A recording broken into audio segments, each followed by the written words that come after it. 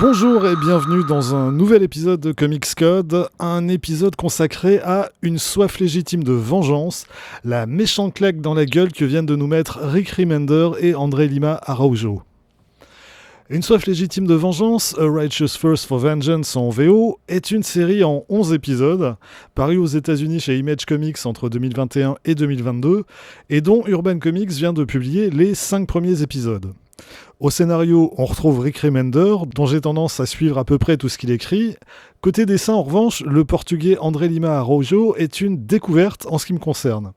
Il a pourtant dessiné pas mal de choses ces dernières années, en particulier chez Marvel, mais que ce soit Avengers AI, Spider-Verse ou Journey into Mystery, le tie-in à War of the Realms, je crois bien que j'avais jamais eu plus qu'un aperçu de son talent jusque-là. Et quel talent! Putain, le mec est vraiment bon. Un dessin précis, à la fois ultra détaillé et très épuré, des corps et des visages particulièrement expressifs, des planches extrêmement dynamiques, et puis il y a son storytelling qui est d'une limpidité comme j'en ai rarement vu. Parce que une des particularités d'une soif légitime de vengeance, c'est que les dialogues y sont réduits à l'essentiel et qu'on a de longues séquences entièrement muettes. La quasi-totalité de l'ambiance et de l'information dans ces scènes nous est donnée exclusivement par le dessin et par le découpage.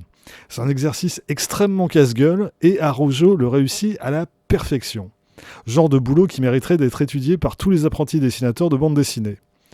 Donc, déjà, rien que pour les planches d'André Araujo, Une soif légitime de vengeance est une lecture indispensable. Mais il y a aussi le scénario de Rick Remender.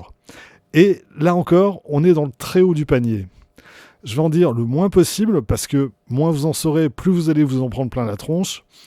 On y suit Sonny Wen, un type parfaitement banal, à qui il arrive des choses parfaitement banales, plutôt du genre merdique, le genre de choses banales et merdiques qui arrivent parfois les mauvais jours. Et puis, sans prévenir, sa vie parfaitement banale et plutôt merdique va basculer dans la violence et l'horreur.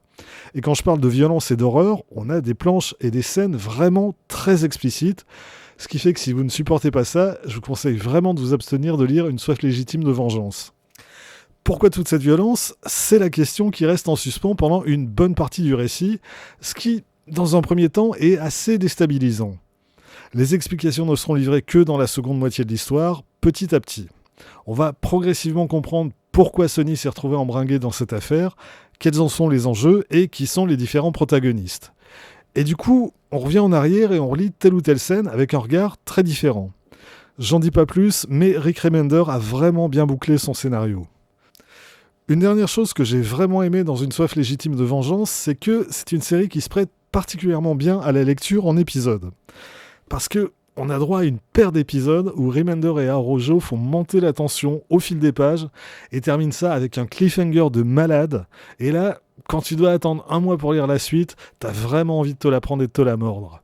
Bon, forcément, en recueil, c'est pas le même délire, mais quand un épisode se termine sur une scène qui te fait décrocher la mâchoire, je conseille vraiment de reposer le bouquin et d'attendre au moins jusqu'au lendemain pour reprendre la lecture.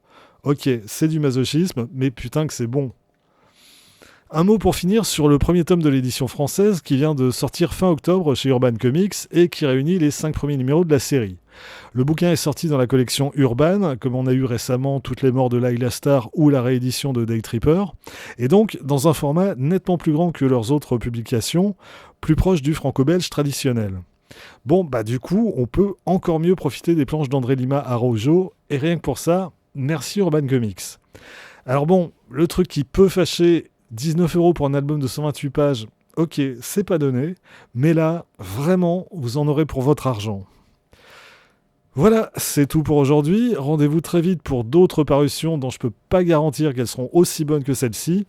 D'ici là, vous pouvez vous abonner à cette chaîne, laisser un commentaire, partager cette vidéo sur les réseaux sociaux et surtout, lire des comics. Soyez sages et à bientôt.